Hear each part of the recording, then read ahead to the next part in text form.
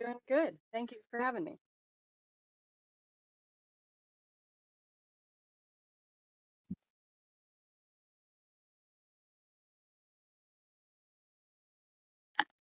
Is that better? Awesome.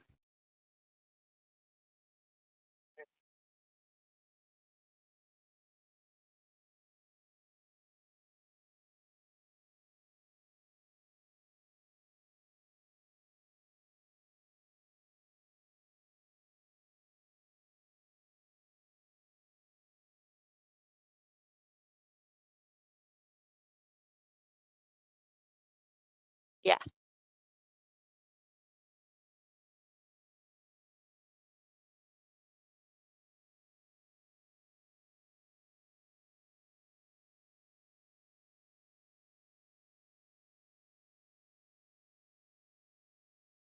It would be like a relief sculpture. So like the back is flat.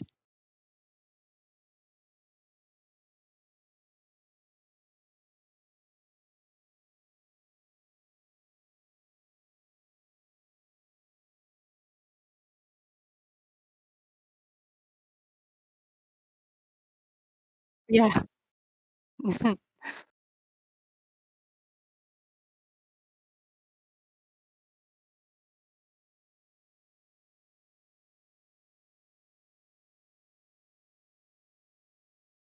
Mm-hmm.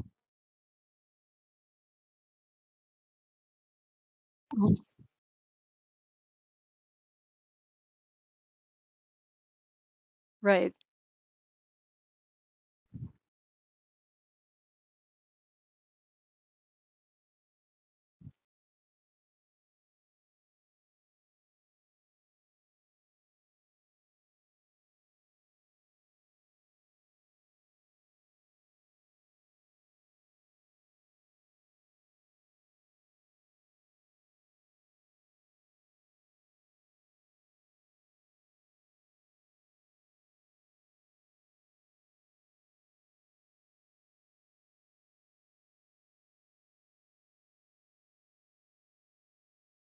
Um, I mean, like, are you asking about like my process or what is like just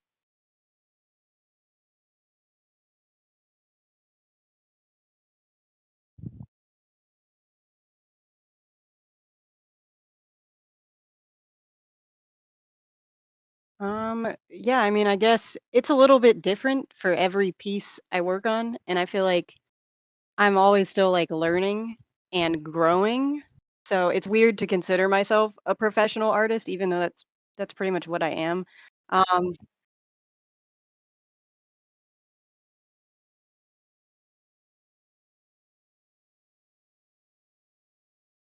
right, right.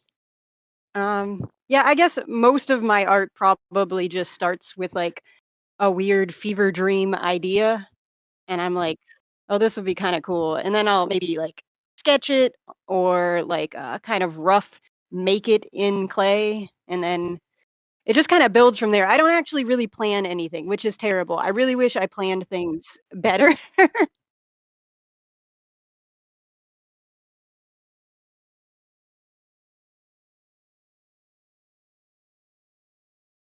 Yeah, yeah, and I run into problems because I plan poorly, but I kinda just have to go with the flow and fix it in the moment. Uh, yeah, it's really random. It's honestly a very random process, if we could even call it that.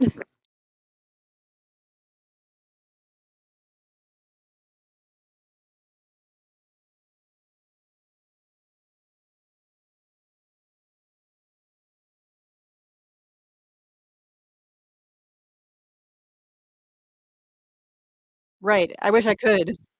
Yeah.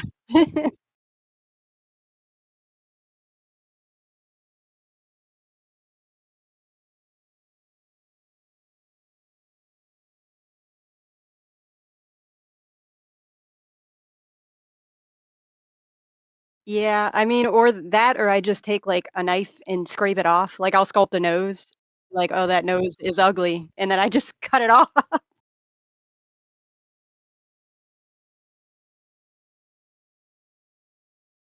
Uh, well, thankfully, the clay that I mostly use is a clay that needs to be heated to a certain temperature before it hardens. So, like, it's just forever clay until I decide it's not. So,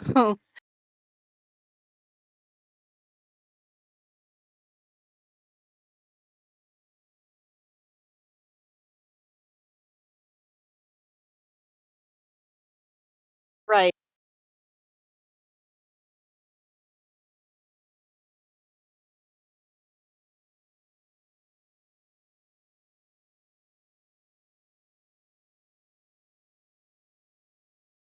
right.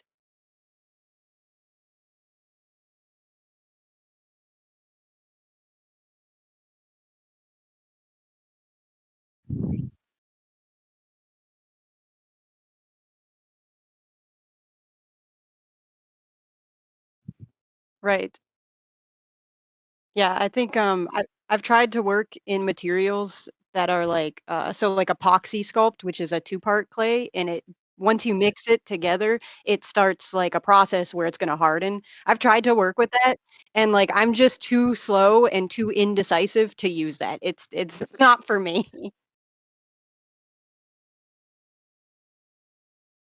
Yeah.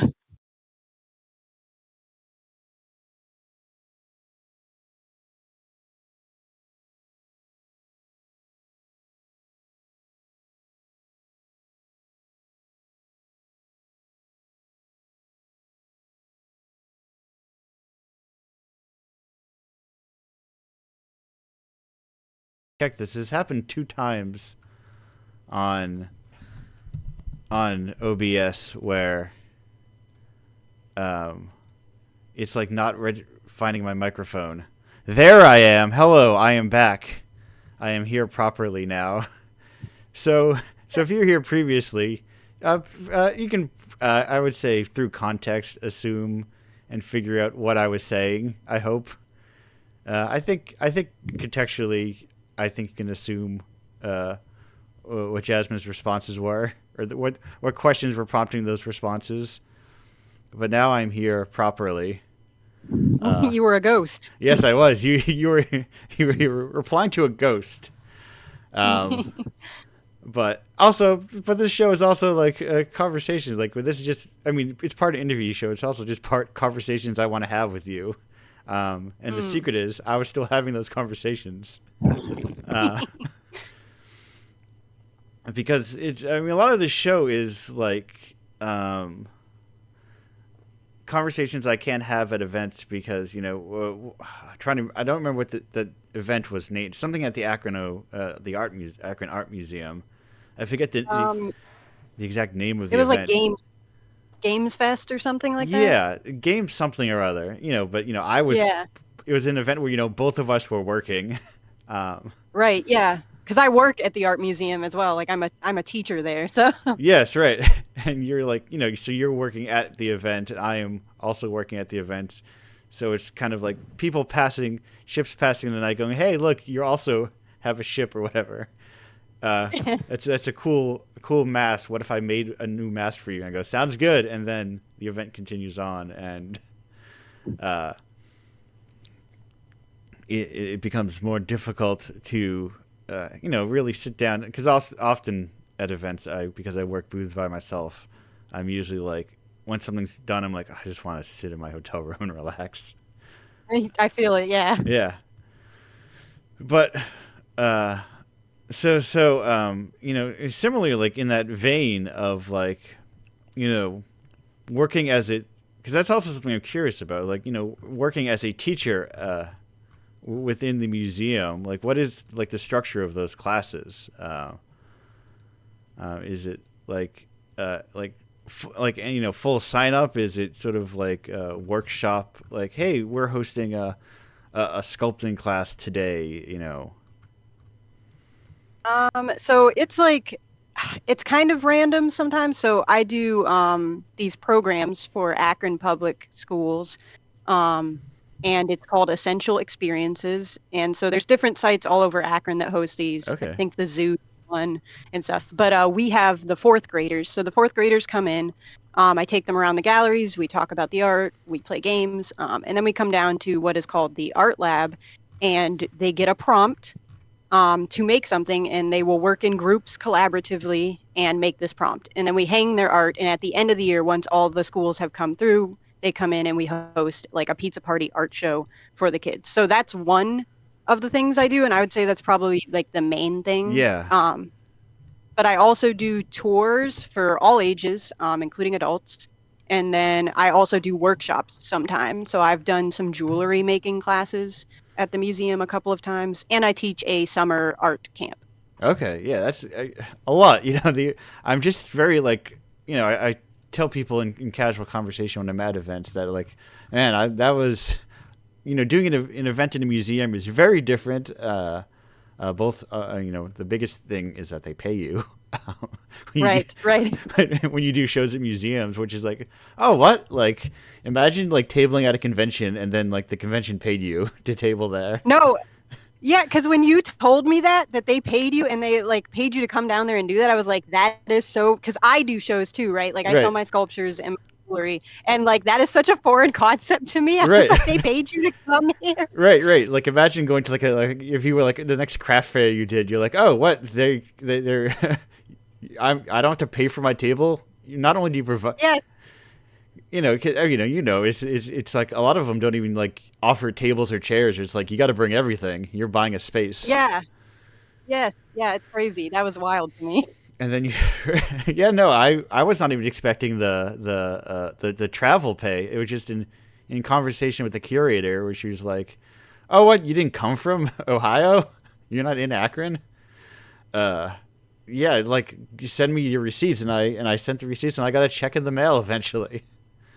Uh, Yeah, yeah. I mean, I like where I work too. I think we're really ethical about stuff yeah, like that. Like, I mean, we pay people more than what they should be paid for a lot of stuff. And I think that's great. right. It's the Not, sorry, that was not to say that like what you're doing was not worth whatever no, you I were know what paid. you said. I know, I get what you're saying. You're saying like people understand like usual rates, and people go, "Whoa, that's more than I was expecting," Yeah, yeah, yeah. which is good because like the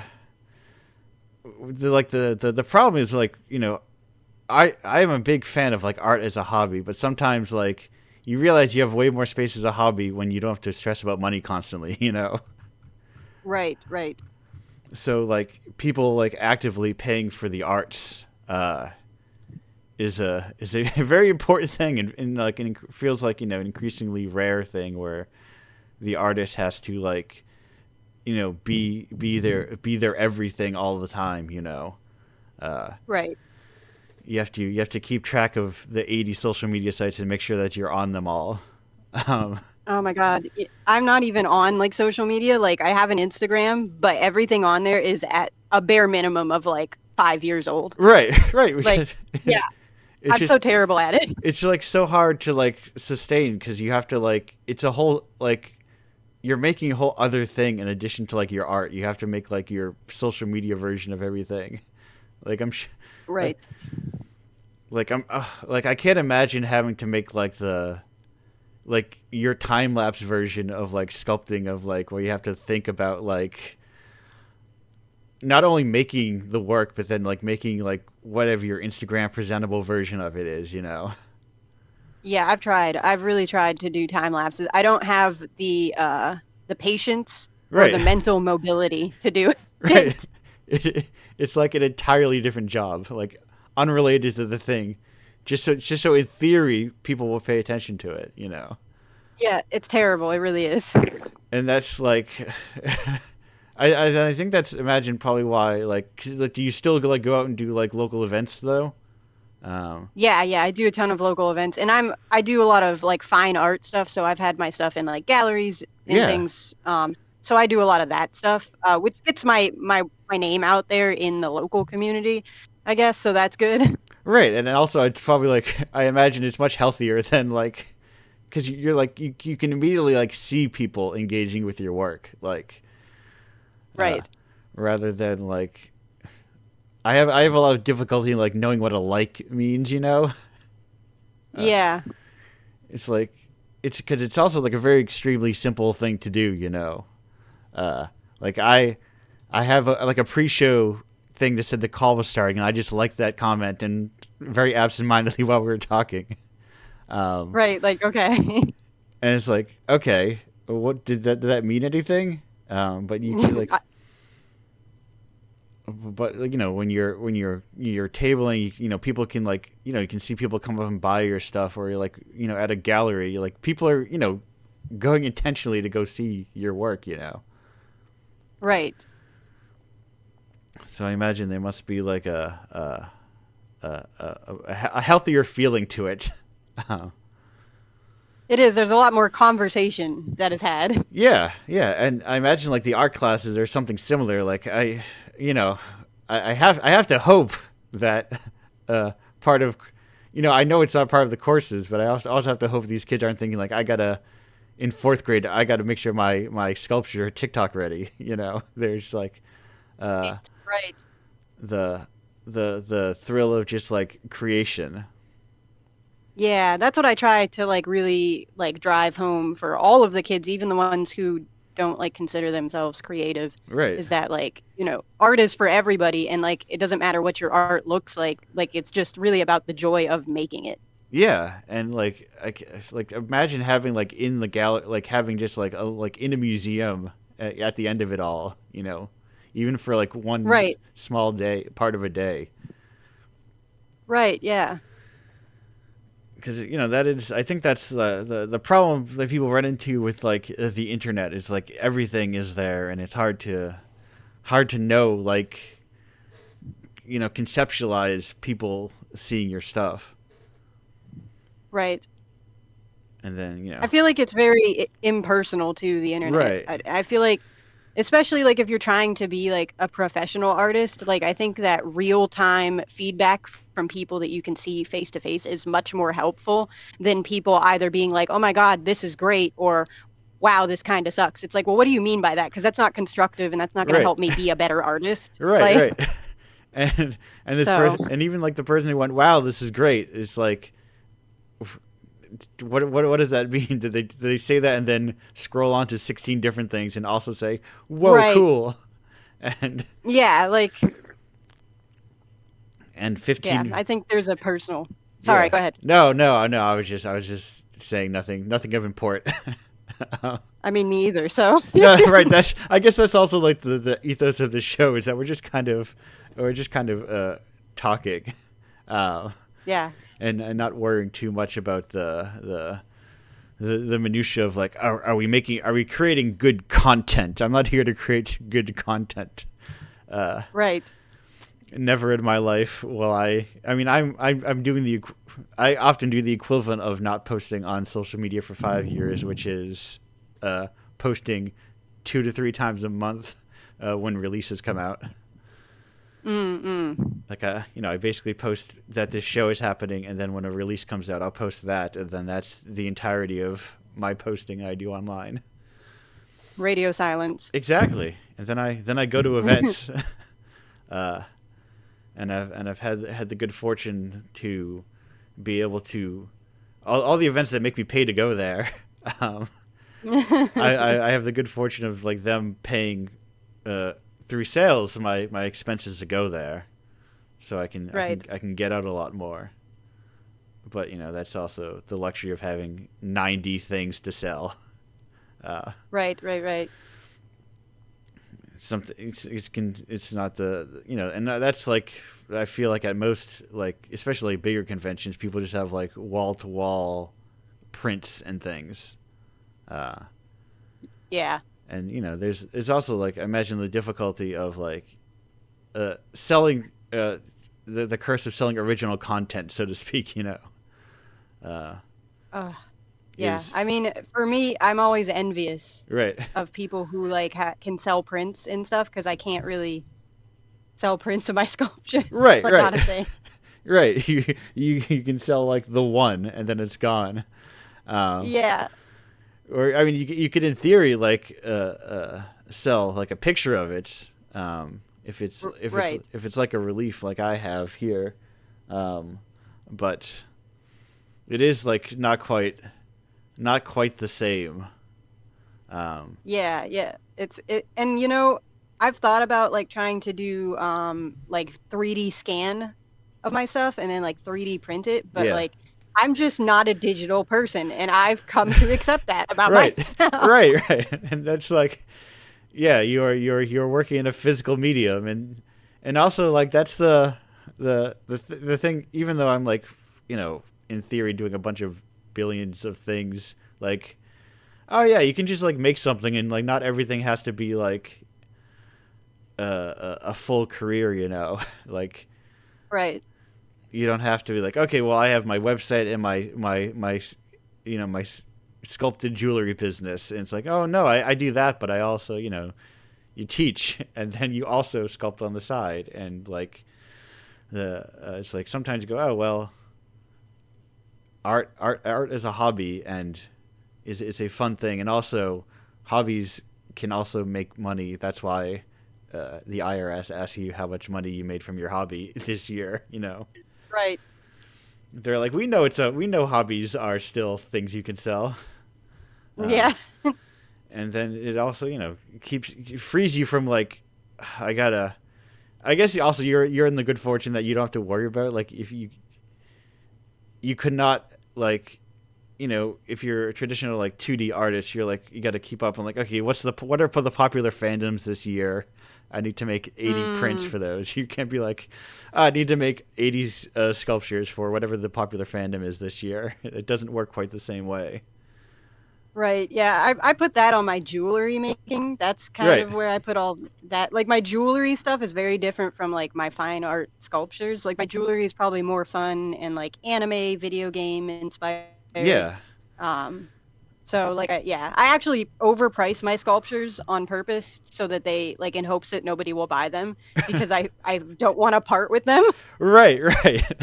And yeah, okay, I can imagine like something like because what is the difference in like a time frame would you say between like uh just looking at your site, like the sculpture you have, the hikikomori sculpture versus like a jewelry piece.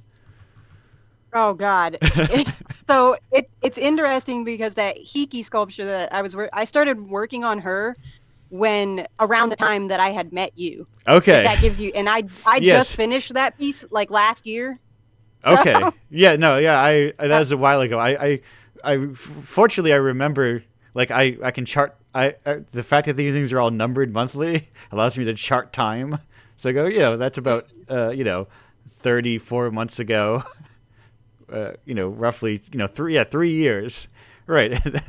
right, Yeah, I can imagine, something that's in your life for 3 years, even if it's like, materially, it would be like, oh yeah, this is like, 1,000. Be like, well, let me just say it's $3,000, uh, so I can keep it right. around a little longer.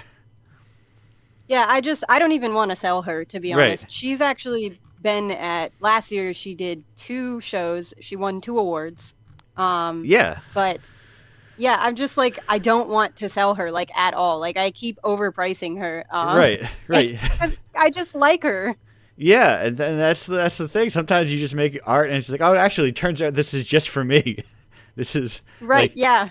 you can other people can visit it and look at it, but like it's like no, strictly for you to have it. I think that's also like a cool thing about art is like, oh, sometimes it's just for me, or sometimes I made this just for like one other person. Um, Right, yeah. Well, yeah, no, it is very like it's your cover is one of the things I point to the most at events. Uh, and like I often now I'm fortunate that I have a tablet now, so I can pull up like a larger which like a larger resolution image of it than I have on the little cassettes. So that I like to like point to like people, you can kind of see like the strokes and like the texture, and then people go, oh wow, yeah, you can see that. Because like I think That's around that cool. time that was a thing I was thinking about a lot of like a sculpted like a physical cover, and you just came at the 100% perfect time. Oh, that's great. But we are um I've got two crucial questions for you as we approach the end of our segment here. Um, Okay. the kind of like standard questions that were asked of me for years that I have just translated over to now I ask of everybody. Um, the first up is what's your favorite type of rock? Oh, what's my favorite type of rock? Yes. Oh God, I was so stressed out that you were gonna ask me some like obscure question. No, the second Like, one might be. The second one you might have the second one is either ultra obscure or you have an answer immediately. Um, we'll find out when we get there. But the first one, very okay. open ended. I feel like this might not be true, but I'm just gonna say it because it's what's first coming to mind. Yeah. Onyx, Okay. maybe? Yes, Yeah. yes. That smooth kind of. It's got a nice shiny sheen to it. Yeah. And it's black, which I Yes. wear all black. So all Right. that. Perfect. Uh, uh, and and second, now here's the one that could be an obscure, difficult to answer question, but it's also a question that is, do you? So this is a question the answer can just be no. Do you have a favorite Toho character? Do I have a favorite what character? Toho. Oh God. Wait, like Toho animation? No, no, like Toho, the long running Dojin Bullet Hell franchise. Oh God, no. I do not play bullet hell games. Perfect. That is a a perfectly acceptable. I mean, there's. We're not going to get into the minutia of Toho, but it has is a healthy fan game scene featuring all sorts of genres. But we don't have time to get into Toho Okay. in depth. But Desmond, thank you for joining me here today. Yeah, absolutely. Thank you for having me. Glad to have you on the show. Yes, I mean, there are infinite amounts of Toho animations, but that's a whole other also. After this show, look up Bad Apple. But until then, we're gonna go out on a break, and we'll be back in about 1 minute and 42 seconds. Goodbye for now. Okey-doke.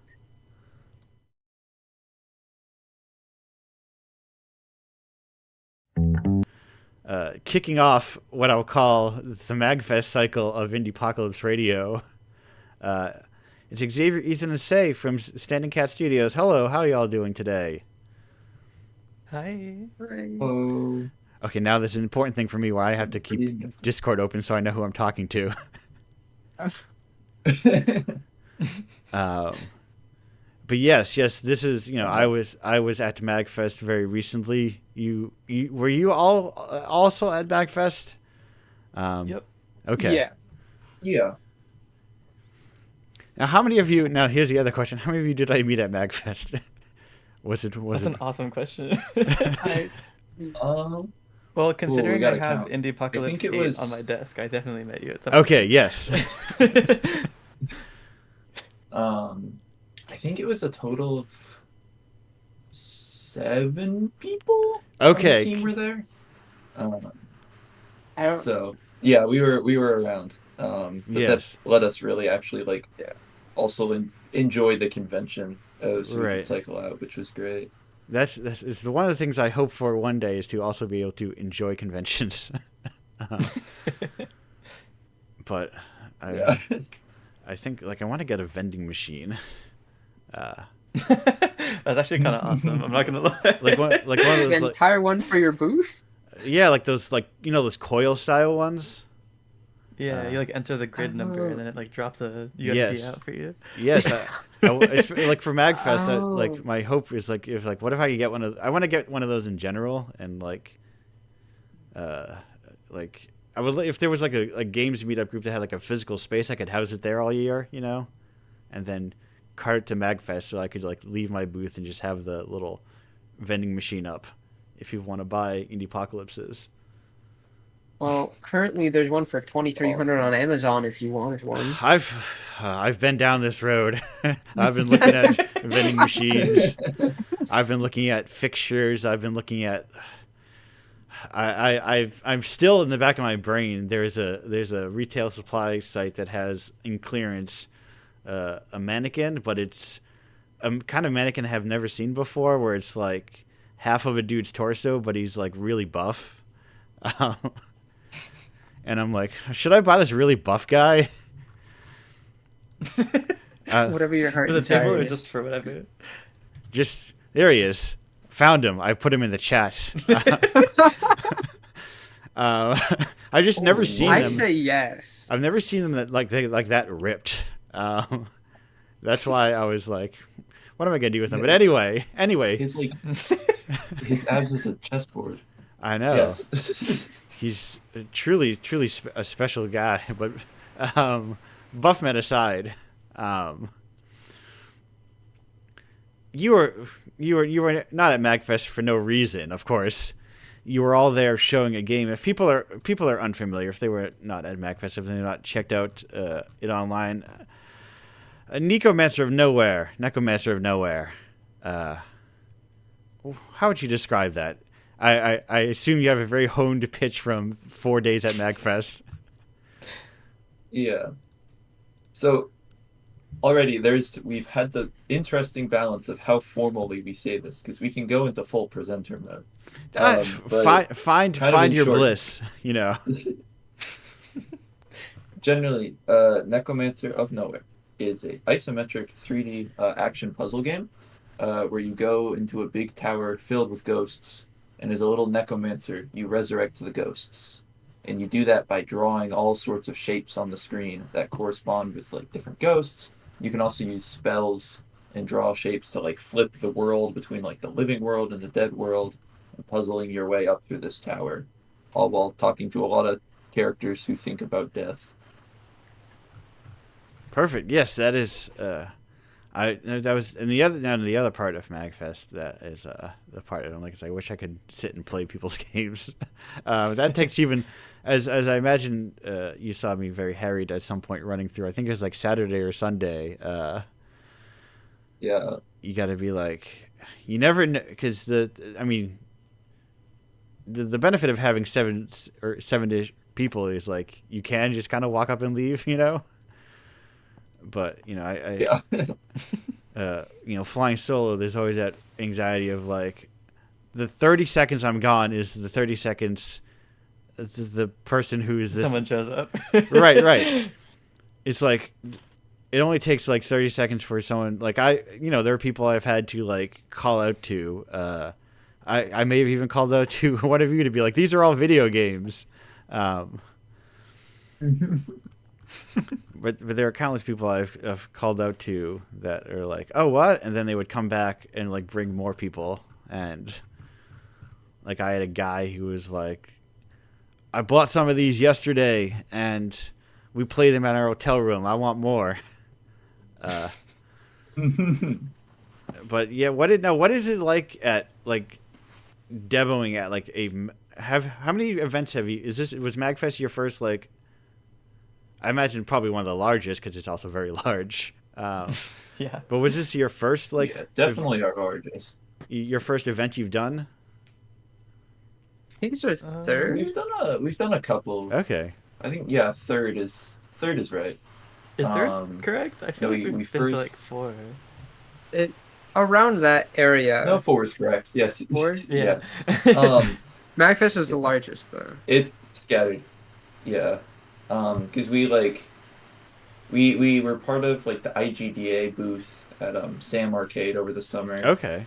And then we tabled at like a game event at our old university. Right. And we did order's wrong. Gamescape came before that. I don't know, there's a bunch. But Magfest was like by far the biggest. And with this being like our first like real project, it was very weird at Magfest. We ran into a couple people who had played the game at other events. And I was like, what?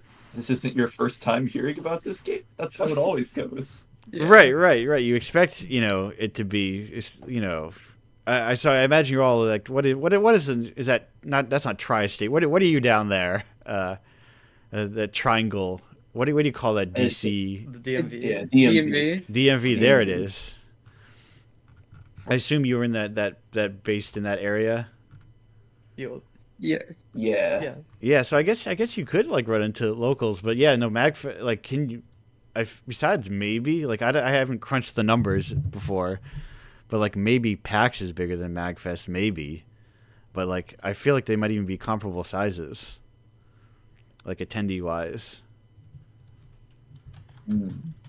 Yeah, I don't know because I was chatting with some of the MIBS organizers um during the event because they had this little like break room, Yeah. and they were talking about how like part of the reason that there was like everyone felt so busy all the time is because there were actually just a ton of people. Like I think this is definitely, they said it was the second biggest that the indie showcase had ever been.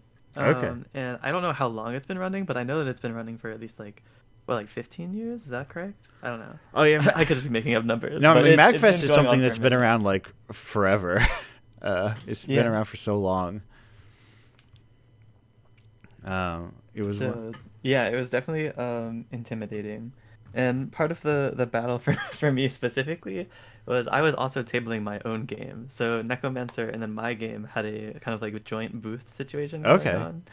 Um, and yeah, when the expected daily attendees was like what, like 15,000, 20,000 people, we were busy. We were Yeah. very busy. So Wait, no, okay. Sidebar into what is your game? What did I? Oh. My game is a creature collecting RPG called Wish Creatures, Okay, which was sandwiched between Necromancer and Vivid Stasis on the indie show floor. okay. Why did I feel like I saw that recently? I was looking through somebody's thing, and I I mean, I do have the power to repost things on the Necromancer social media, so I might have used that power. yeah, I am But always. It could even been like, who knows, like a business card or something. It feels very familiar in my brain. Um, yeah. but I try to also like follow up on. I've been doing a lot of my Magfest follow up work, or I could have You been know like what? Maybe I definitely was at the table and then I gave you the business card and then I got the Indiepocalypse that's on my desk. I think prob we've connected the dots. that is probably what it is because I tried to go through them all and like look at like what is this thing, what is that thing, what's going on here. But yeah, yes, you're working semi double duty. uh, Yeah. uh, but that's also like a lot of I think what it feels like it was true always, but like I feel like I'm seeing a lot of indie band style like indie studios, which is like I'm working on 6 different games. Uh, I'm I would work. definitely believe it. I haven't Yeah, talked to too many people outside of I guess Standing Cat and then the degree that we came from, but just based on how things have been going, I can definitely see that being a thing that a lot of people do.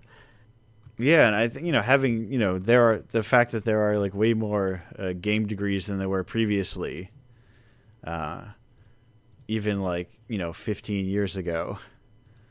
When like I wonder how many there were even like 15 years ago. Uh, but that Well, I'm because I at one point I was talking to one of like our old professors, and he was filling me in how they like started it at our university, where it was like the way they early on with games like becoming a thing, he would just sit in like a common area in the school and just play Magic the Gathering by himself, and then he'd call out to people who looked like they liked video games and coax them into the game design program with Magic the Gathering. what a hard drug to coax people in with. My God, if you get someone into as a relapsed Magic the Gathering player, um, I'm getting the shakes thinking about it. I'm like, oh, Magic the Gathering, huh. Well, because I'm not going to spend a lot of time thinking about Magic and talking about Magic, but I highly recommend if people like games, spend some time playing Magic. It's like a game in and of itself. Like it's a like just because there's so much of it. Like when you have like 20, 30, however long, many like probably what is it? How old is Magic? It's very old, relatively speaking. No idea. Very. Yeah, no, it's definitely 30 plus for sure. Yeah, and then you just have like 30 plus years of just mechanics just all like piled on top of each other. Yeah, 93. So it's like about 32 years old, and it's just imagine any game that just piles 30 years of mechanics on top of Continues each that other. long. Yeah, now honestly, I'm thinking about the development of our game and how it's been like roughly a year. I don't know the math on it. Um, but like no matter what issues you run into, it's definitely not the same as running into 30 years of like balancing and Right, dealing with right. issues related to that. And like of course, yes.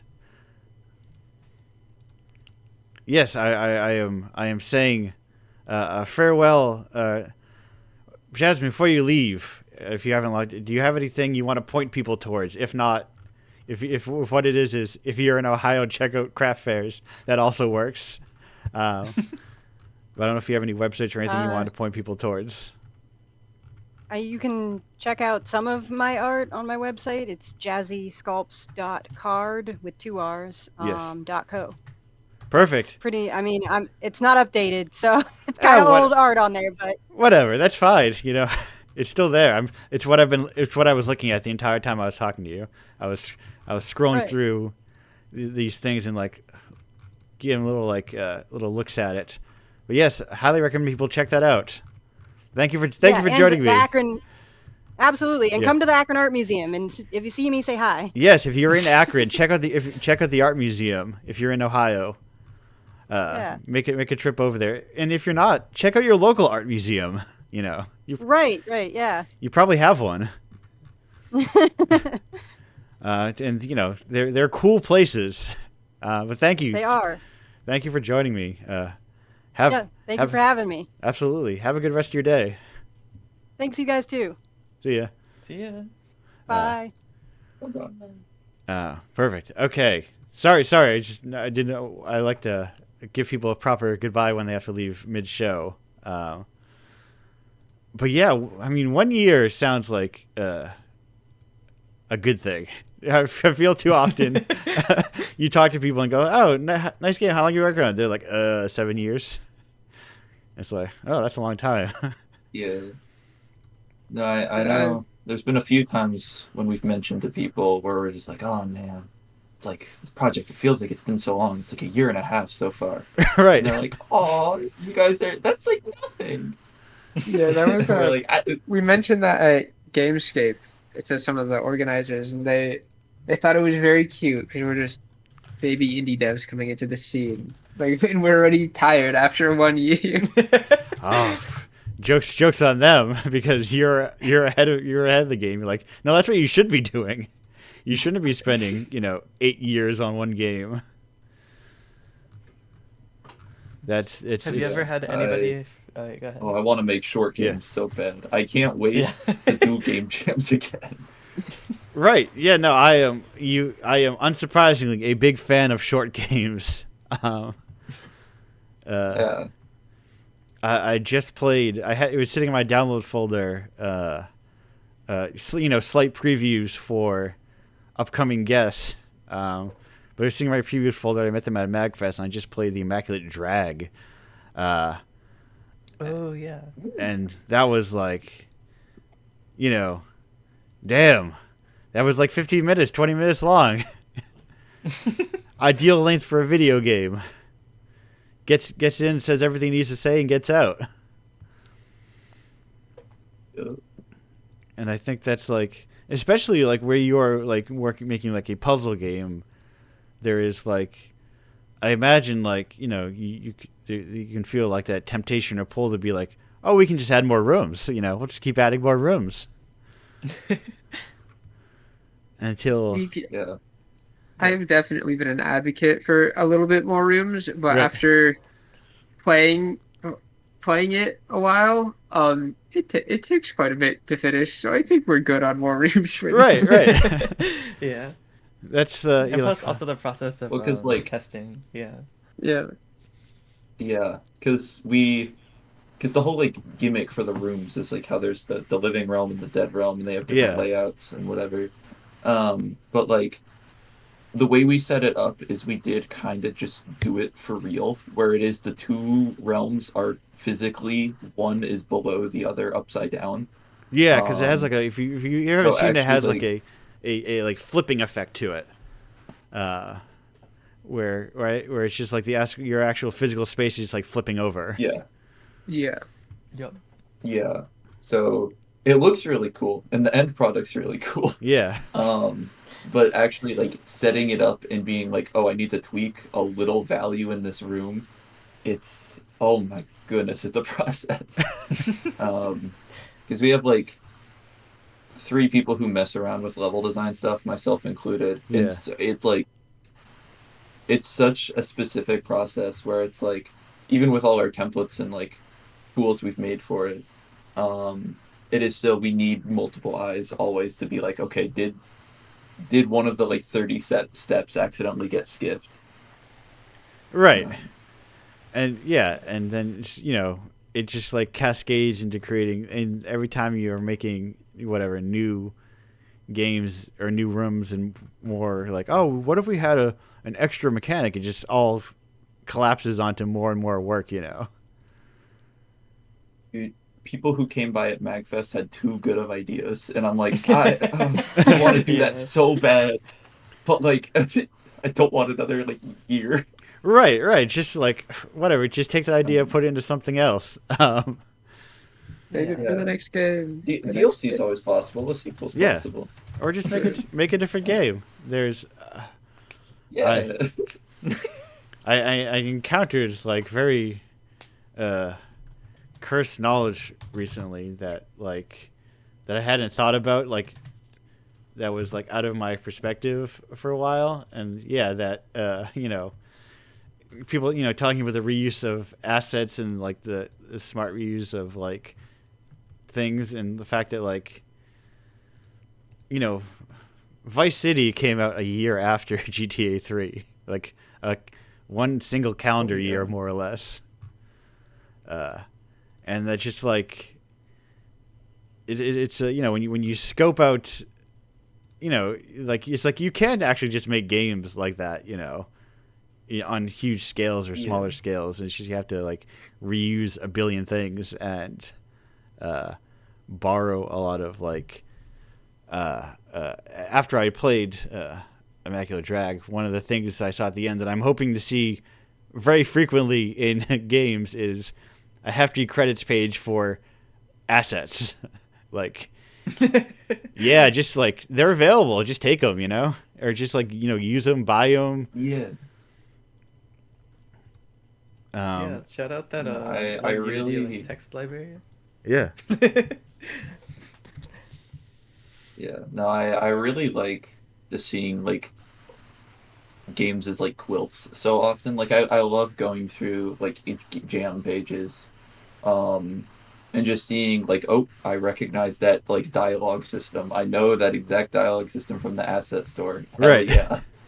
Um, and Yeah, just yeah, seeing that stuff. I don't know. It adds a cool like weird meta layer of community of just like this one tool everyone was like, oh, that'll work for me. right, right. It's just like and it's more like practical rather than like the classic adage. At what point do you decide? No, I'm not going to create the universe. Uh, in order to make one Yeah. chair for my video game. It's part of what like it's I know it's like really current with its like the network test, the Elden Ring, Night Rain.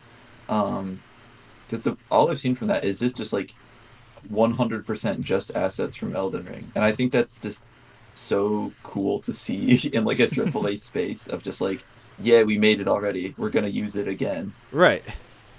Yeah. Weren't there Dark Souls bosses as well, just reused fully? I'm I'm not pretty sure. sure, yeah. Yeah.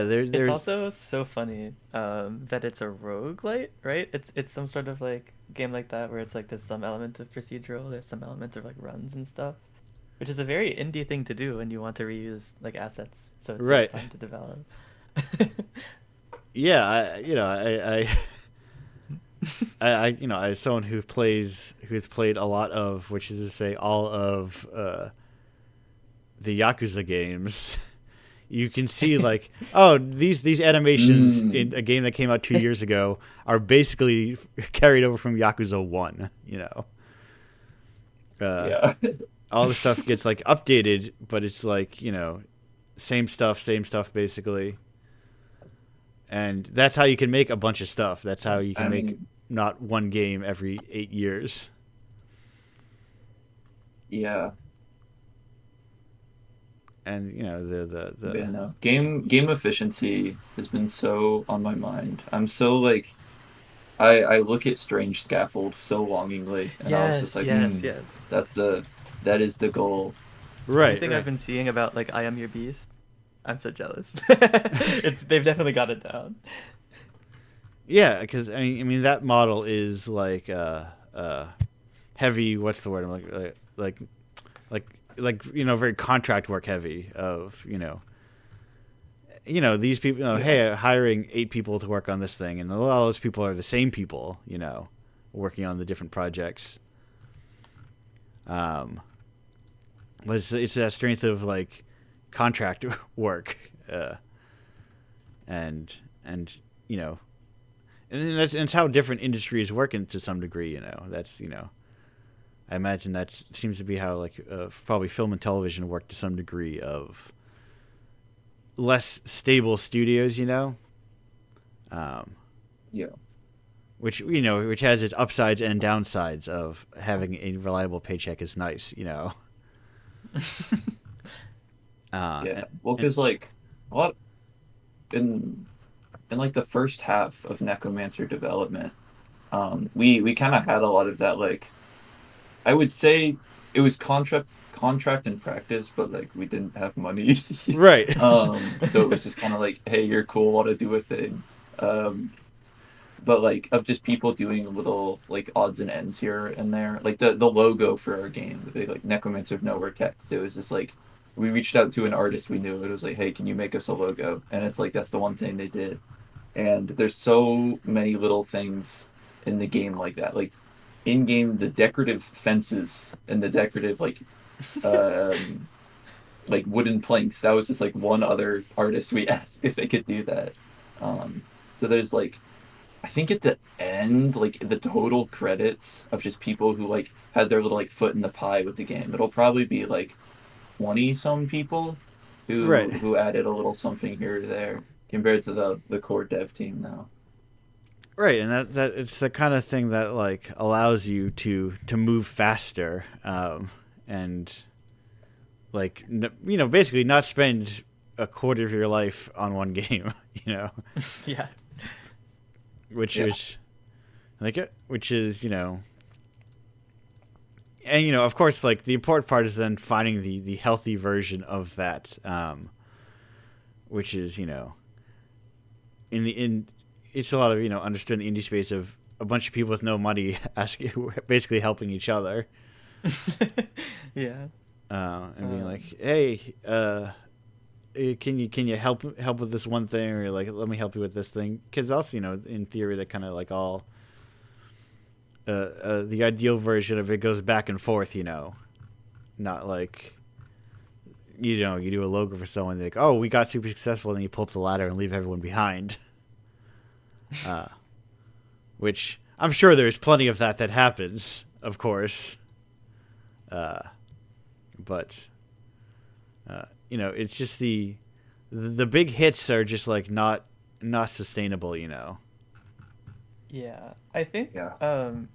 as a person who was just getting into indie games and indie game development Yeah. around the time I went to college, I think the biggest thing for me that uh, it surprised me at first, but in hindsight, it makes a lot of sense, is that like I think a lot of people just really look up to people like Toby Fox, who are Right. like a person who mostly makes a game by themselves, and the game does really, really well. And so that kind of led people down this path of like, if I make a game that's quirky enough and that's like enough of me, then I can be Toby Fox. And the reality is, that's like a once in a million thing that happens. Right. And And I don't think people should want to sacrifice their like creative vision for something like that, right? Which is like yeah, it's like and an expectations thing. also for people forget also helps when you're it helps a lot to be connected to Homestuck, for instance. Um, Yeah, that too. very Like there are more factors at play than just like yeah. releasing a game into the void. Right. Like I think that's like that gets like if you are just like a very casual video game observer, Undertale can feel like it comes from nowhere, not from like Earthbound, ROM hacks, and Homestuck. Yeah, It was very big. like web comics and like music Yeah. series online. Like he'd been around and stuff, and so it's kind of like, um, I feel like the reason why indie games can end up taking a really long time is because of kind of mismanaged expectations a little bit. Right. Of like people have awesome ideas, um, and kind of the level of execution that gets expected from that kind of thing is a lot because like as a consumer, um, at least for me personally, I'm really critical when I see like an indie game online. I'm like, am I gonna enjoy this? Is this gonna be worth my time? Right. But I think there's two ways that you can make it worth someone's time. One is by throwing a ton of quality, like a AAA studio at it, which you kind of can't do as an indie without spending like a decade. Or you could just make a smaller game, so it's less of a commitment for you and for the person who's playing it. And so Yeah. that's why I really, really do believe in smaller games. Yeah, and you can like you can see more of like that person in that game, Yeah, because you have less screen time, so you have to make the best use of it. Yeah, and I think it's also super easy to miss like to see indie games come out as like this is the indie release of this year. This is Yeah. to treat indie like a studio. Yeah. Yeah. When or like treat indie as a publisher, which I think people can do sometimes. When each of those indies are like someone who spent 8 years on a game. Yeah. It's like Cuphead, like the whole story behind how that game even happened in the first place. I'm like, I Right. really hope that's not the expectation. Yeah, 'cause most that's a people lot. don't have houses to mortgage, It's like, first step, get a house. Second step, mortgage it. Third Yeah, step, get rid of it immediately. It's gone. third step, have a partner who works a regular full-time job that helps fund you, so you can not have to work during it. The unsung heroes of indie games, the partners with real jobs and regular paychecks. But yeah, so it's so productive to so much of our workflow that so many of us are unemployed. right, yeah, right. Right, you're in that golden window where it's like people like students or just post students, who are like, oh, I've got a lot of time to work on a game. What am I gonna do with all this? And then it's like, oh, I can spend a lot of time. And then it's like, oh, now I have to eat and have a thing over me that protects me from the elements. It's like, oh, I guess I'm gonna do a regular full-time job and then do something else on this and work on games on the side, and then it just expands. That's why I'm like, it's gotta more room to be lean and fast, Yeah. Yeah.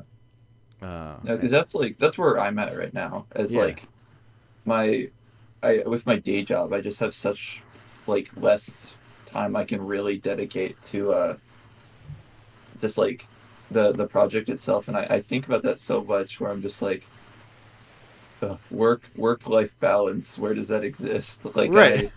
there's a little part of me that longs for like I go to my 9 to 5, I come home and I'm done.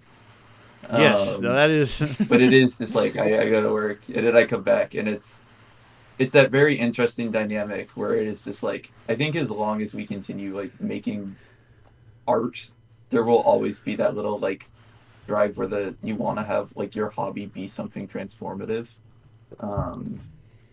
But I think that's a very good like space to be in. Yeah, because it is like I've the secret of that I'm able to do this is that I don't do a lot else. And I think that's, if I had other things to do, if I had, more stuff going on, would I even have the time to do what I do, and publish this thing? Maybe not. But, like, yeah, and I think, so how many people get burnt out before they even finish a game, Yeah. How many, I'm like, as you start to go to more, like, events over the years, you keep seeing the same game over and over and over again. You're like, is that going to come out? And then maybe it never comes out. And Yeah. I do almost wonder though what it would be like to make games that you only play at events. right, Like the tabling during the development process is kind of like what the game is about rather than the game releasing. yeah, that was. I mean, at at Magfest, you that's kind of like the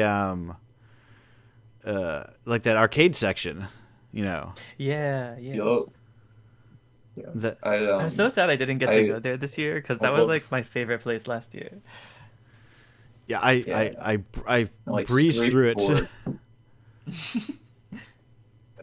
Because I remember last year I spoke with the devs of Skateboard. I don't know if you saw that one. It's the one where it's like the big metal plate on the ground, and then you have a skateboard with another metal plate like glued to the bottom of it. And it's like a weird kind of DDR, but with a skateboard. Okay, I yeah, remember talking to the devs where they were just like, "We go to every event we can because we can't sell this right. because it's just like 100 pounds of just metal in a projector."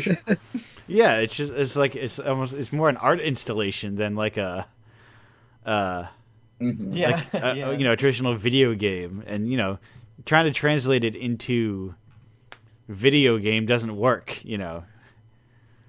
Like, I mean, Yeah. you But I could like mean, make you can play with controllers, but like you kind of lose a lot of what it is. yeah. I And might reach honestly, out I to them. think I that just kind of like the idea they culture. could do a tech deck port. Right, right. The home version. It's so funny. Yeah.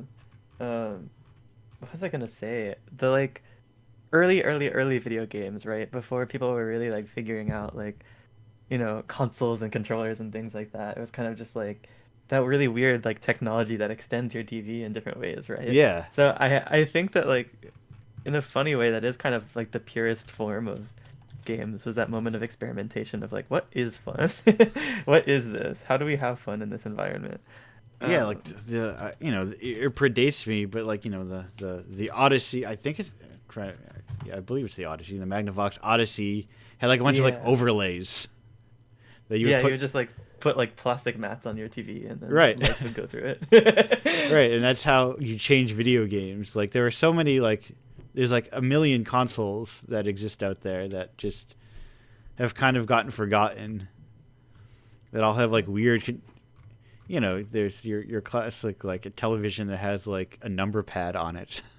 Uh and Yeah. that's just the one of the ones that like survived longer or is like more relevant. Yeah. When the play date got announced and they showed the little crank on the side, I Yeah. was like, okay. I want to mess with this so.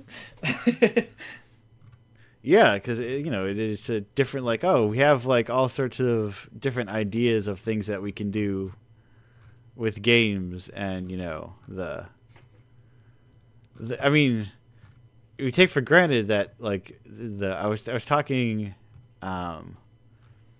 to when was it like a few weeks ago maybe I trying to remember I can't remember I lose track of these shows but so someone's talking about playing System Shock and like which does not use like WASD and everything for movement. It's like from the era of PC design where K meant kick and things like that. And it's like people played those games. And that's the case for a lot of things Yeah. of like we take for granted to assume that how we play games now is the correct way to play them. When there were all Yeah. sorts No, of like like I know there was like there that era with a lot of earlier just like controller based games where like the analog stick, or like the right analog stick, was used for like combat, Right. and like flicking the stick would be different attacks, and that's just like that's so like that's considered so esoteric now.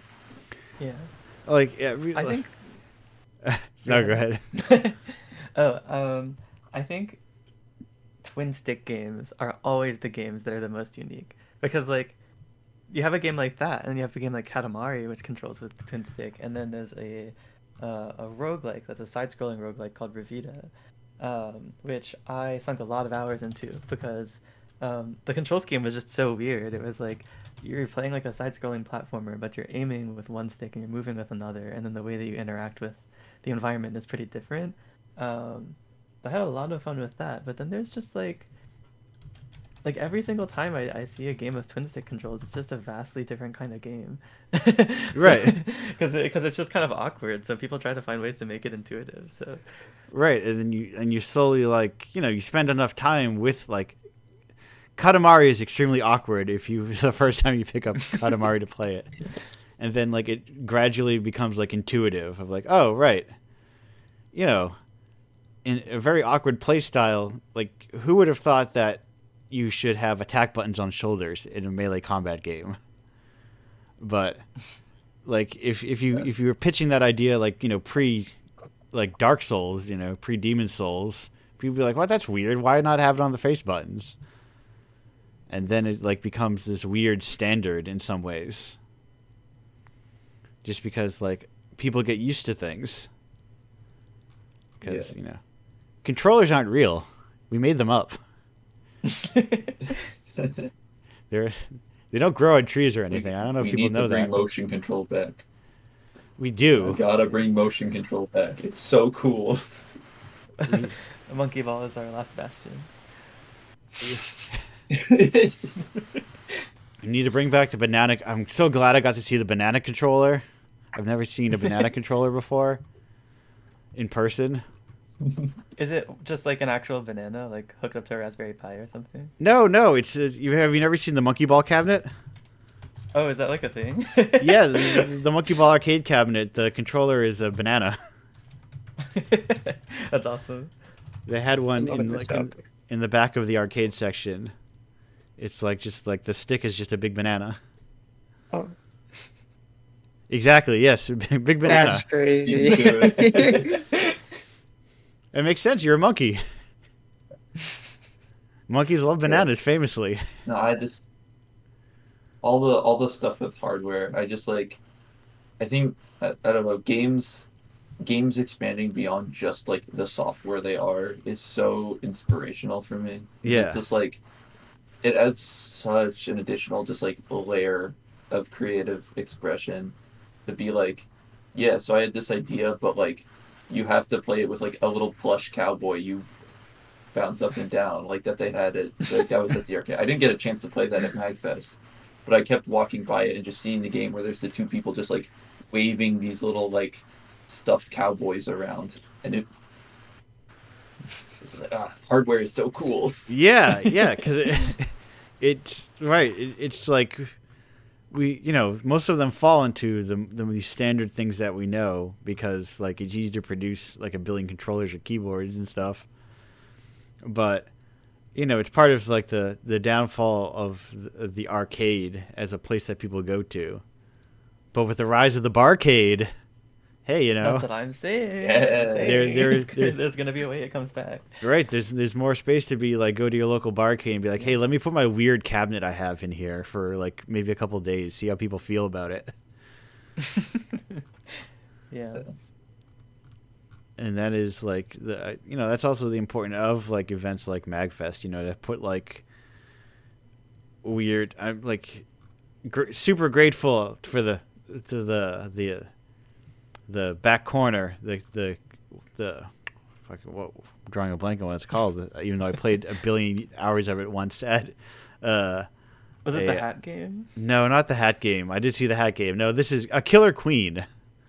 Yes. Okay. Yeah. Every single time I get the chance to play that game, I have to play it because it's just like you have to be there. It's one of those kinds of games. Yes, right. You need the 8 people. You need to like I spent probably hours playing that at like, what is that of Indicate East, like years and years ago, and the slow like the development of like your metagame within it of like what is the key objective that people are going for, like which ones are people good at.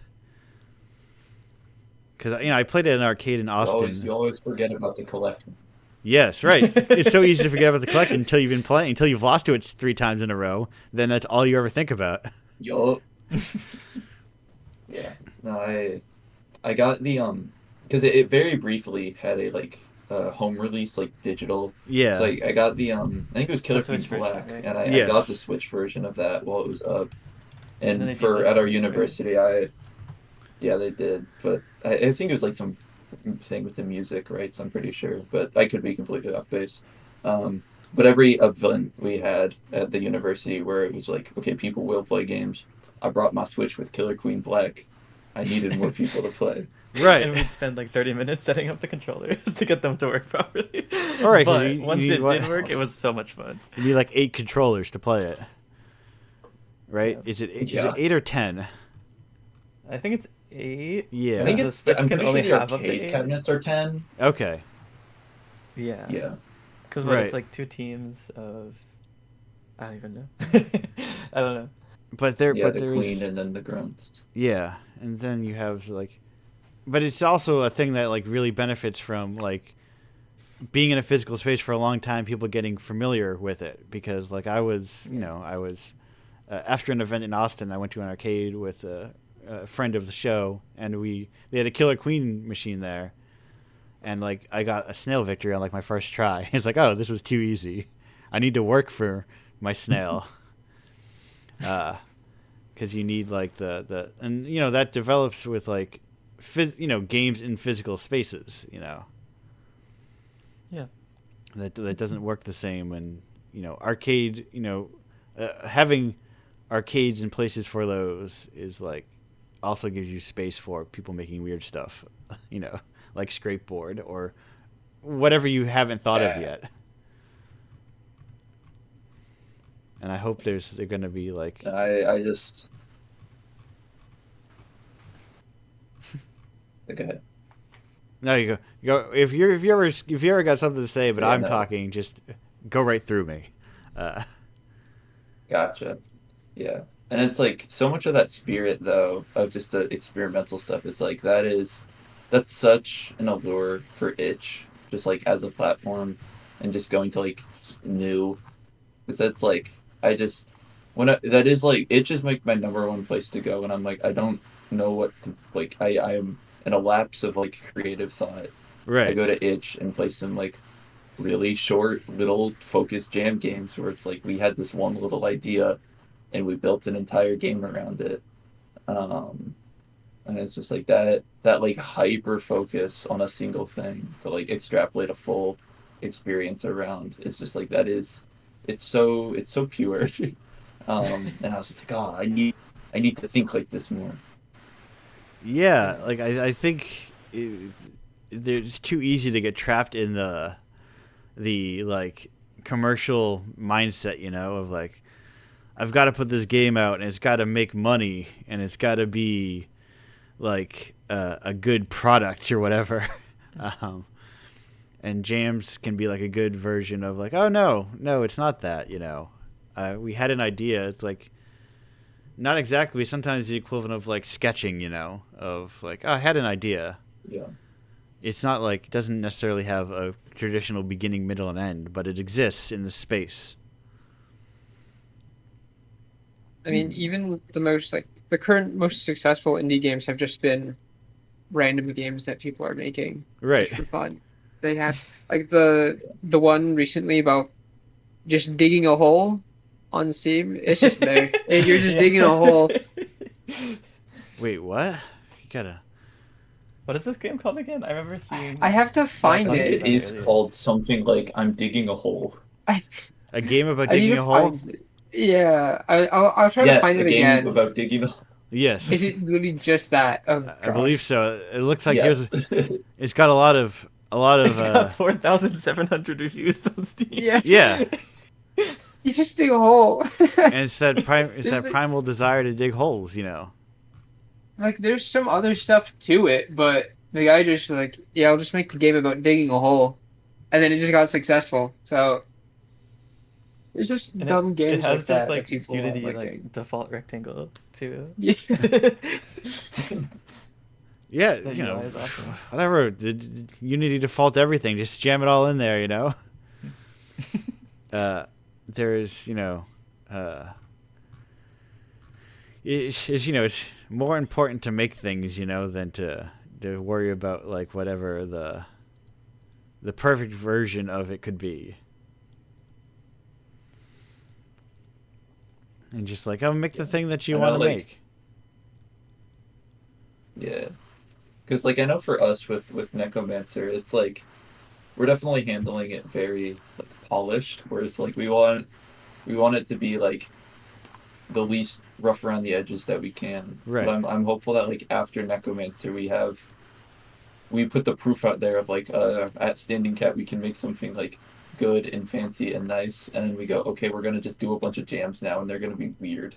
Yeah. Um, and like the weird games are so awesome, and I know like Necromancer specifically our demographic we very much learned is much more like casual game people. Like it's really funny on Steam on our page if you just go and it's like games like this. The first result is like Hello Kitty Island Adventure.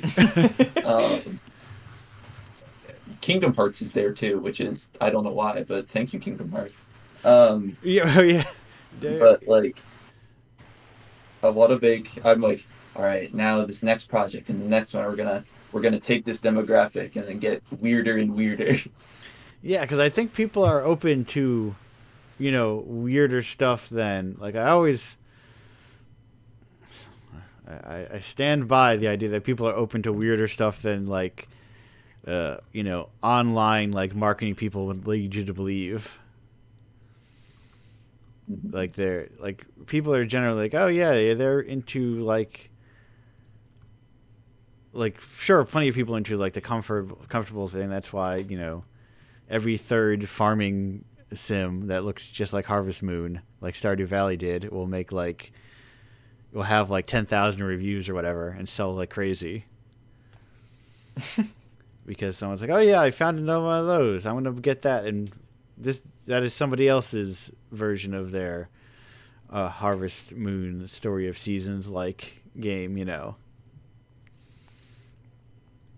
But also like weird stuff slips through the cracks all the time, you know. Yeah, like I think like the most recent one that's coming to mind is like mouth washing of just Right. like it's that one. It's so out there and it's so delightfully artsy, and it blew And up it still something got really fierce. popular. Yeah, uh, there's definitely a lot of room with audiences for that, and it's like we've been in such a weird place thinking about players now that we're like actually being like, oh, we should do marketing. Right. um, so at that point, it's just like it's basically being like, wait, we got to do. There's more stuff than making the video game, like Right. because people like at Magfest, they liked the game and were like, cool. Okay, now how do we make more people know the game exists? Right. Tell a friend. Uh, that guy. You're right. Well, Yep. Lots of people took pictures in front of the banner though. People were like posing and stuff. It was cool. Yeah. yeah, Yeah, it seemed like a very, very like active crowd, you know. Uh, a very, very like interested crowd at Magfest generally. That's the impression I've been told, you know, more than Mhm. like other. Oh yeah, I really enjoyed just like if someone came and sat down like one of our like things, they most of the time finished the demo, and I was like, that Right. feels really good. Um, Yeah, I've I'm run into what I think of. Uh, there was one time I was at an event where someone was like, "Are you looking for feedback on this game?" And I was like, "No, because one, I didn't make it. 2, it's done." Uh, and then, 3, it's like, "Well, why are you asking me?" And I was like, "Well, because I want to know." And then, 4, it's like, "Well, why are you asking me?" And I was like, "Well, because I want to know." And then They must have been stewing it the entire time, because when they left, they just said a bunch of feedback and then walked away when they were done. And that is like a certain vibe of like, listen, it's 2025. Feedback is nice and all, but I don't want feedback from gamers. Not interested. Like, Yeah. imagine like these examples. Like, how often do you go to a concert and see a bunch of people lining up the merch table afterwards and like giving the musician feedback? It would be so bizarre. Yeah. Like I get if like things don't work, like you want like play testing if something isn't working, but often you get that very like it's very easy to get like the designery kind of feedback where someone wants to like, oh, here's my design idea for your game.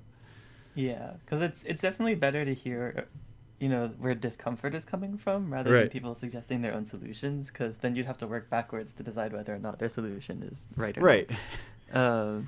But I do think that the interesting thing with Necromancer is that it feels like the target audience is not necessarily like gamers. It's kind of Yes. like people who are just interested in the concept. And so that means that like the feedback we get can be anywhere from like, I think this should take 0.5 seconds instead of 0.7 seconds, like someone who's like a game designer. Yeah. Or it can come from like a middle-aged mom who's like, my kid had trouble using WASD. Right, It's right. stuff like that. Like it's a giant range. So it was fun. It was fun hearing all the feedback. Yeah, and here's the other secret: those middle-aged moms, they grew up with video games now.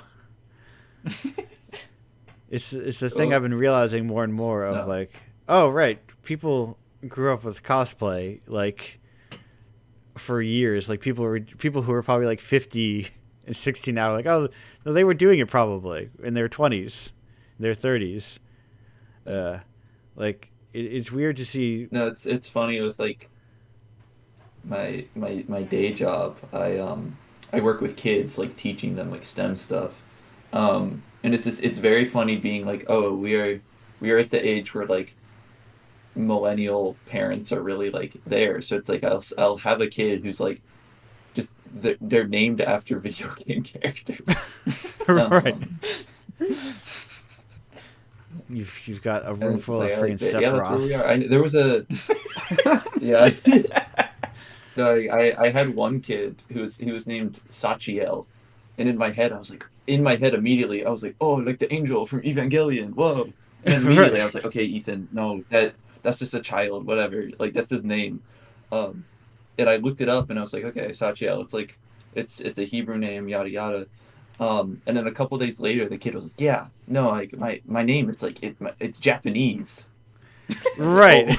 Oh, he was named after the anime. Yes. Had fucking anime nerd parents at home. Yeah, that is that. Yeah, it's the very odd thing that I'm sure it's gonna come up like more and more of like. Yeah, I mean you can see it like in Kingdom Hearts. I forget sometimes, as now I know him as just like a regular adult bearded actor, but like, all right, Haley Joel Osment is Sora, and he's just like an adult guy now. Yeah. But Yeah. and it's just like, oh right, these things just like people just keep getting older, but this stuff just kind of persists. But yeah, no, it is interesting to like as like more people grow up with games, like you run into less of that problem. I imagine like every year you run into less of I don't play games, in the same way that it comes up, but people are often not like I don't listen to music, I don't watch movies, like I'm not a movie-er, like the gaming as a as like a hobby, like as a codified hobby, I think kind of diminishes more with time, maybe. Yeah.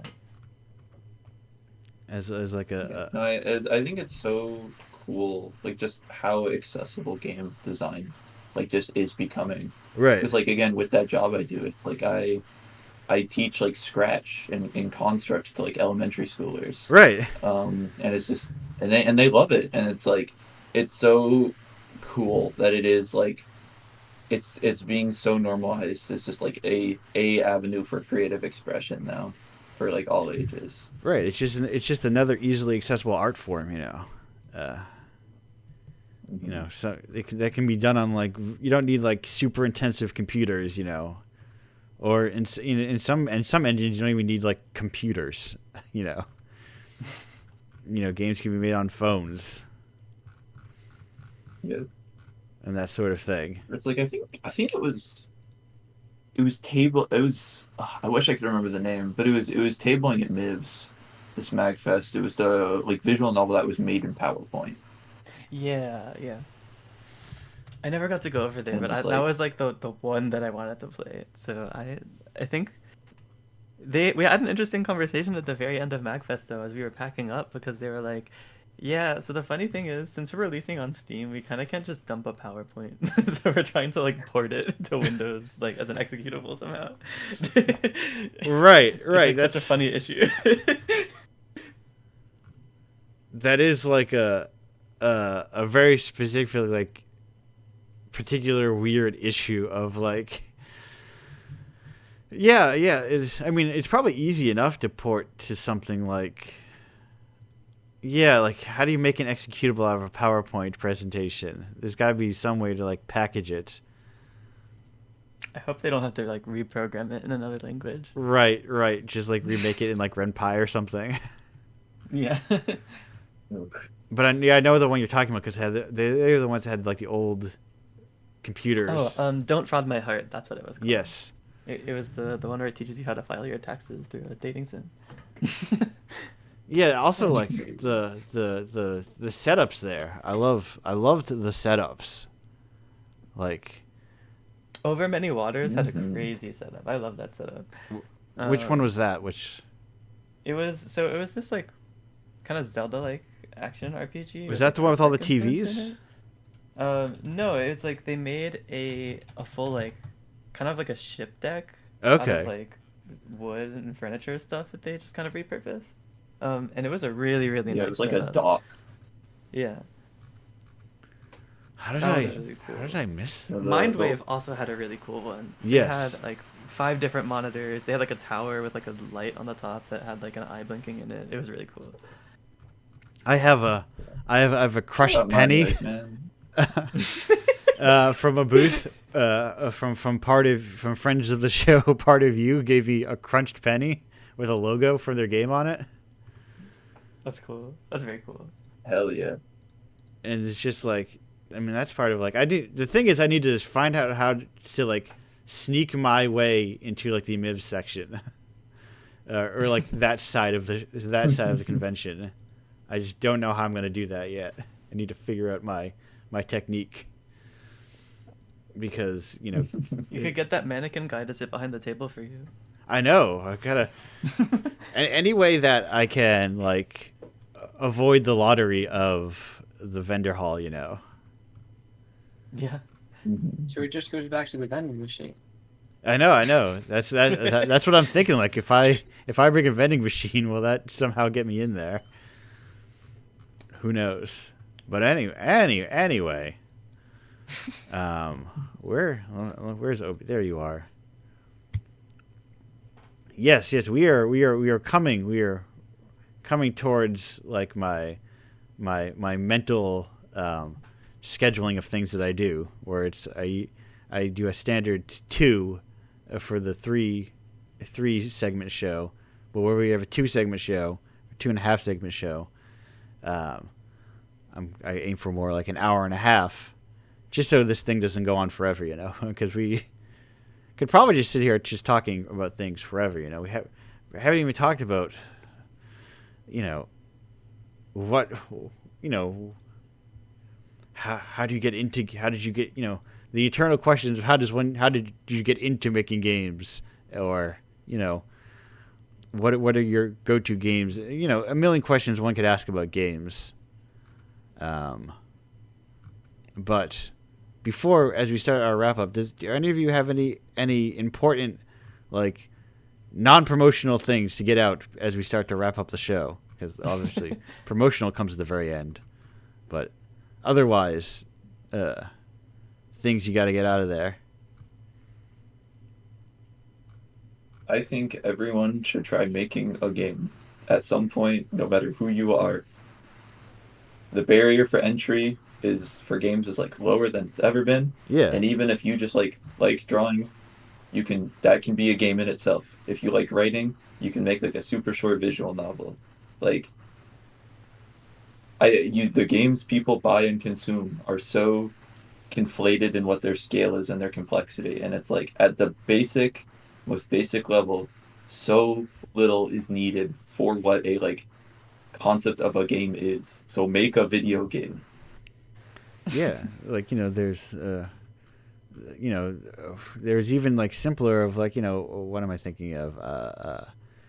You're like your simplistics of like Bitsy, and like Downpour. Yeah. And the one I am blanking on at the moment, I think Decker might be kind of easy to use because I'm seeing a lot of Decker games nowadays. It's kicking off as the hot new indie thing. It feels like, or within like the kind of like DIY hobbyist space. People unfamiliar, Decker. Ooh, wait. Oh, wait, actually, no. You go ahead first. I'll hold on to mine. Oh, I was gonna say Decker is just like old Apple HyperCard stuff. Is what it is replicating. Very like 1-bit menu heavy kind of stuff. That's actually really sick. What was I gonna say? Oh, okay. Here's the thing. Game Maker recently got way cooler for people who are just interested into getting into games without if it's their first time learning how to make a game. They switched their model over the years, because originally it was like it's a trial mode of Game Maker, so you would only have access to a certain amount of assets and rooms and stuff. Then they switched over to this like subscription based model, and so they had a free version but you couldn't build, and then they changed it so you could build but only to like the Opera like games website platform. Right. And technically you could have used that to like build for web on like any platform, but like they didn't give you the executable. It would upload like straight to their website. But recently they changed that, so now you actually can just build for free to web. Like you can export as a zip and then just add it to itch, and then you can have a game that you made for free just in your browser. Yes. Which is super awesome because to kind of answer that question you like briefly mentioned of like what made you get into games? For me, it was Flash games, because I didn't have a console until I was like 14 or 15. I saw games on the internet and I was like, whoa, this is fun. And so that's kind of been like a goal of mine, is to have my games playable in browser, because that could inspire other people to do the same thing. Yeah. People, so, I feel like I bring it up on the show all the time that Flash, I think, gets forgotten as like indie games, Yeah, it's like the OG to me. It's like all the really, really weird stuff that is inspiring a lot of bigger indie projects now. Like the fact that Hollow Knight started the way that it did, and the fact that Friday Night Funkin' is like a Newgrounds game, like all that kind of stuff. I'm just like, come on, it's like there. It's like the DNA of like what makes indie games. So. Nitrome, man. Nitrome is I so love Nitrome. formative. Everything about Nitrome. Yeah, they're right. There's so many people who like get. I mean, Newgrounds is still going. You can go on newgrounds.com right now and check out a bunch of games. Yep. And just play them right away. Yeah, there is like so much. I was as a Game Maker user, I was so glad. Like I was like, do I have to use like I'm like when like all the when Unity's getting like even worse for the subscriptions and everything, I was like, should I learn Godot just to play it safe? And then Game Maker's like, no, we are actually doing the opposite. Right, we're like, they announced that they were going open source in response. they're like, actually, isn't it smarter to be like a hobbyist engine? And I'm like, yes, it is smarter to be a hobbyist engine, with like enterprise options. But yeah, there's so much you can like. How many million versions of Game Maker or RPG Maker could one pick up, and just make RPGs or not RPGs? Exactly. Like people, the modding community for RPG Maker XP is still like actually phenomenal to me. Like the amount of people that I've seen like make action RPGs in RPG Maker. Yeah. It's awesome. And also they're usually really cheap or free. Like there was just a sale that put MV for free or VXAs. I can't remember which one. Yeah. It was one of them, but they're really good engines. Like they're great, especially for people who want to tell stories. So Yeah. yeah, definitely. That's the point I want to hammer home. Is that like the tools that are available now are really, really strong, and you can get away with a lot without paying anything. So, um, yeah, that's my words of encouragement. I think people should just mess around and have fun. Right. I have like a tablet now that I use to as a database for things, and my RPG tag and my RPG Maker tab are not 100% overlap in their tagging, because people make all sorts of stuff in it. You know. I don't know if people have ever heard of a game called Yume Nikki. You know, it's a little known game, perhaps. Maybe someone had heard of it once or twice. Made in RPG Maker. But it's very excited. Also, like, very excited to see fucking LSD Dream Diary take off in like recent years. Yeah. As like a massive influence on people. You know, the power of emulation. And like the fact that anyone can just kind of like, oh yeah, I'll just you know pick up a copy of of course a perfectly acceptable legal copy that I of course own a copy of LSD Dream Emulator, and if I ever wanted to play it, I would just dump it into my computer for 24 hours before deleting it for archival purposes, of course. But and everyone else who does it does the same thing, of course. But just like the accessibility of just like playing random games, like that's a thing I try to encourage. I want to encourage people just play random stuff that you've never heard of, you know. Either like that's coming out or came out like 40 years ago. You never know like what's gonna like really hit with you. But with that said, anything else before we get into true wrap up mode? Perfect. I'm going to take those moments of silence as a no, and get into thanking everyone for being here. Thanking Jasmine for being here earlier and has since moved on to do other things, which is other than the show, that is. Xavier, Ethan, say thank you for joining me here today on the show. We've talked a lot about this game, but if people are looking to find Necromancer of Nowhere, where can they find it? What's the quickest way for them to get there?